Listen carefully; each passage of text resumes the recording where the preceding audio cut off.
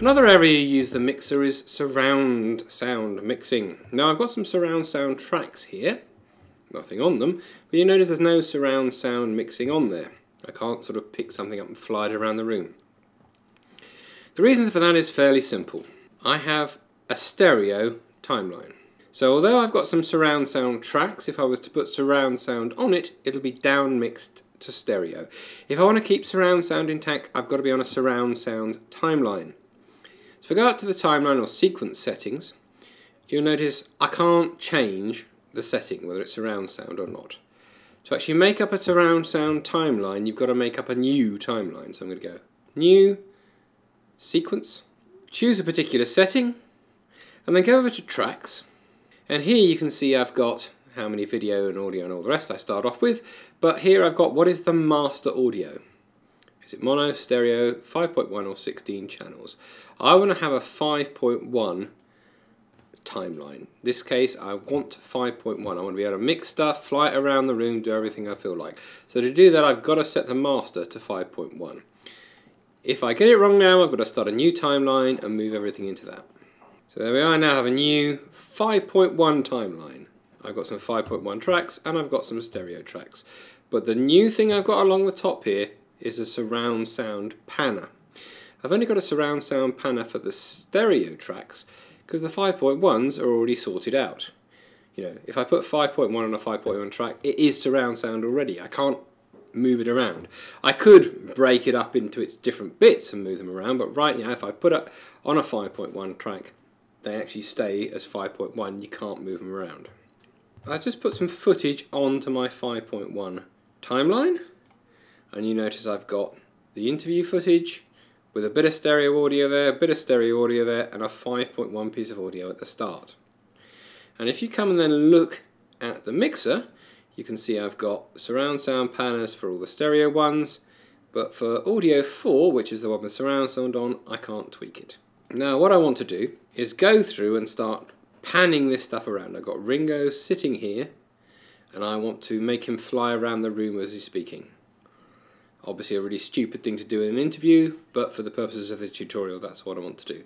So I want to take the stuff that's on audio 1 here and fly it around the room. Now at the moment, if you look at audio 1, this is set to be right in the centre of the room, so there'll be a bit on the back, bit on the front, bit in the centre.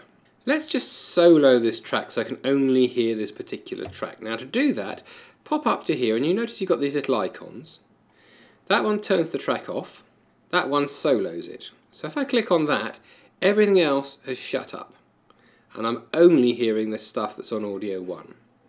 And if I play it, you see what's happening there. Obviously I've got my stereo sound there, but if you look at what's happening in the main mixer, you can see that the sound is spaced out equally on the first 4 tracks. And the first 4, in surround sound, that's the front left and right, the back left and right, the centre, the subwoofer.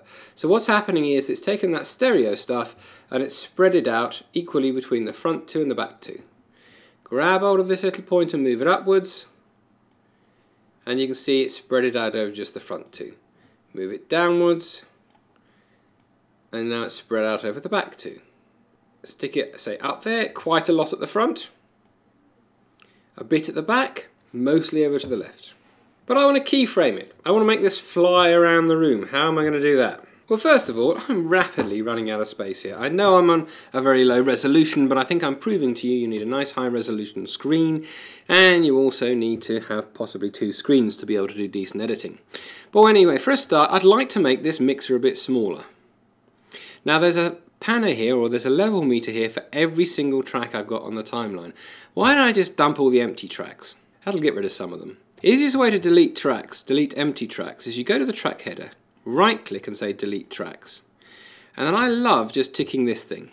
If I tick that, it deletes all empty tracks. It's a little thing that makes me very happy. Okay, getting back to mixing. Now I want to take this thing and I want to keyframe the movement.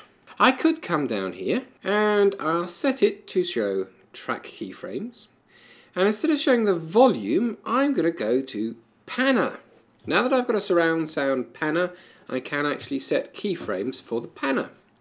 So I can click on that, and now this line represents the left to the rightness of the surround sound. Hold down on Control and stick a couple of points on, and move them. And now I've set up something that goes from the left to the right. If I drag through along there, you'll notice the little keyframe moving left to right.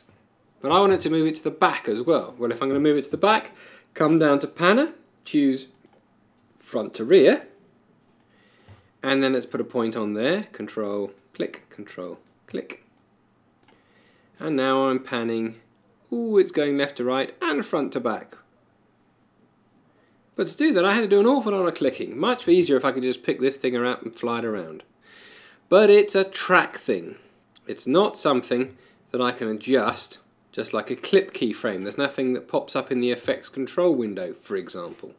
So the only way I'm going to use this to fly it around the room is to do a live mix.